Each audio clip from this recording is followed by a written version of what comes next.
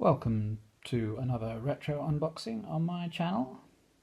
Today we have a book looking at some of the more obscure games consoles created by John Blanchard, and as you can see this is very much an unboxing. I've yet to open the book. So inside we have a game in the obscure bookmark. It's quite dark, but there are pictures from there. Gaming in the obscure DVD, and then inside the packing, a quick message to say thank you for backing the campaign. It wasn't the most adventurous, the goal was modest. Hope it brings at least a little joy to anyone who reads it. DVD should contain some of the videos made whilst capturing images for the book.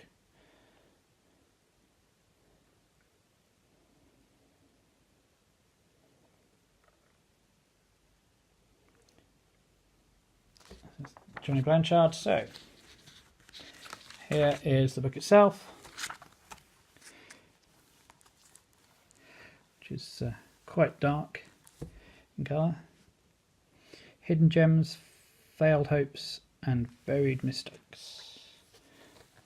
Signed on the inside there. It's had several printing problems and also delivery problems with the book. Contents. So it's split into generations: second, third, fourth and fifth generation. Introduction. Images there talking about the second generation of machines. So after the initial wave of Pong clones, we get bespoke machines like the Fairchild Channel F, the Atari 2600 VCS, the Magnavox Odyssey, leading up to the Vectrex, originally sold by Milton Bradley, transferred to General Electric.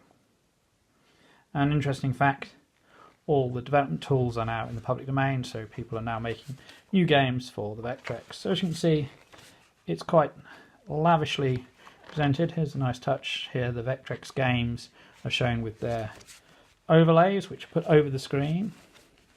Into the third generation, the consoles we're covering here: the Sega SG-1000, the Commodore 64 game system, Amstrad GX4000, and Sharp Twin Famicom.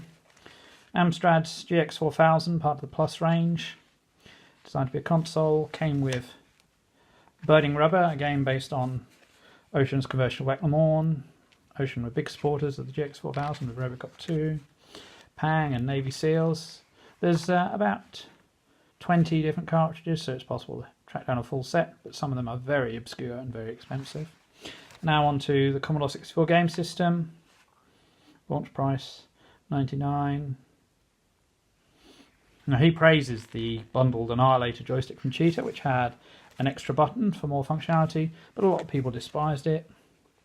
Fiendish Freddy's Big Top of Fun, brilliant circus game on cartridge. It's better without the multi-load.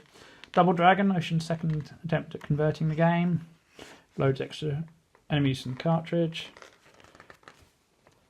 And some of the early games for the C64 also came in cartridge. So you got the likes of Miner 2049 Defender that could be played on the GS. Sega's SG-1000, which was turned, the Mark III was turned into the Master System console in the West. So Congo Bongo and Monaco GP, conversions from Sega arcade games. Say Gallagher, Wonder Boy. Onto the Sharp Twin Famicom, which combined the Famicom cartridge games with a slot for the floppy disk system FDS games. Quite rare over here. Versus Excitebike, Esper Dream, Otoki, which is only on the FDS. It loads extra tracks, music tracks, and builds the soundtrack as you play. Ryoma Kaseki. We're on to the fourth generation of consoles. PC Engine, the Wonder Mega, and the Sharp X68000. PC Engine GT, a portable version of the PC Engine. Bonk's Adventure. Bonk became a bit of a mascot for the PC Engine. Atomic Robokid, Victory 1. F1 Circus. PC Engine LT, which had a portable screen, LCD screen, could fold flat, a bit like later models of the Game Boy and DS. R-Type Part 1, Gekisha Boy. Interesting game that, where you're trying to take pictures of things that are happening around you. Blazing Lasers, Bomberman 94, quite a late release. PC Engine, the Sharp X68000. Basically a computer, but also used as a console in Japan. Very popular over there, had some amazing arcade conversions. Ghost 2, Final Fight, probably the best version of Final Fight. Cotton, Gumanujo Dracula, Castlevania series. The Wonder Mega, a combination of Mega Drive and Mega CD in one unit. And then Snatcher for Mega CD, Robo Celeste, Rise of the Dragon, FM Gym Special Edition. Into the 5th generation, the FM Towns Marty, NEC PCFX, Bandai Pladia, Bandai Pippin, Casio Loopy, Sega Genesis Nomad, Virtual Boy, N64 and WonderSwan, although I'd say N64 is not obscure, but it was badly received compared to the other consoles of the generation. Sega Nomad, portable Mega Drive. Sonic, Gunstar Heroes, Streets Rage and Jungle Strike there. The Bandai Pladia. CD base.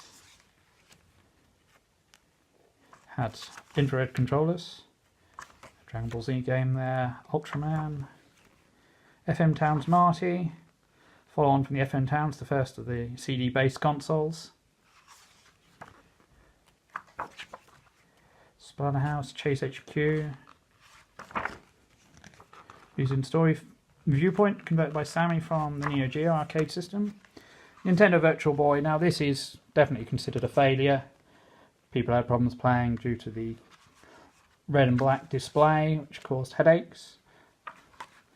But it's interesting to look at the shape of the controller and several other factors and the way it's portable. Wario Land, Mario Clash, Jack Brothers, Samusi no Yukata. And again, it's only got a very small number of cartridges, so you can track down most of them. PCFX.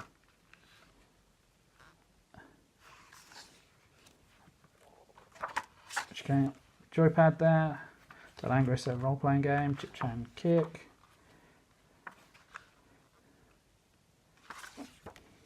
And Apple Bandai Pippin, collaboration between Apple and Bandai.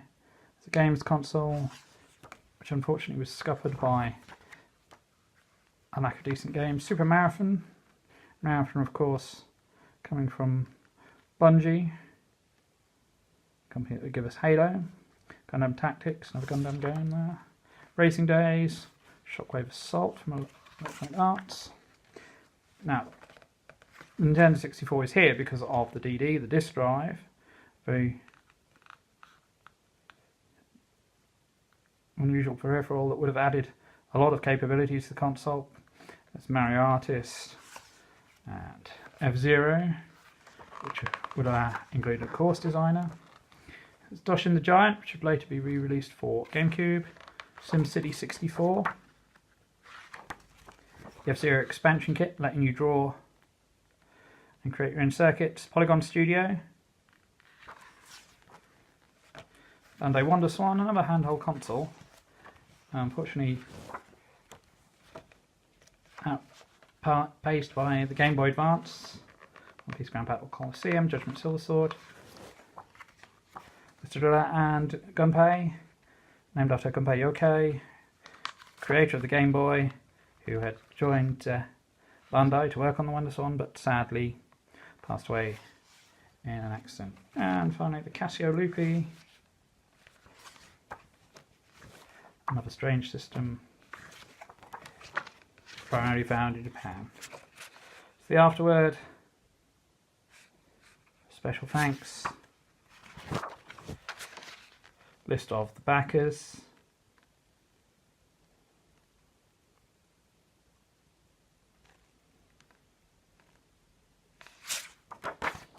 And that's it. Gaming in the Obscure funded with Kickstarter. So I hope you enjoyed this look at the book. It's another good addition to my retro bookshelf.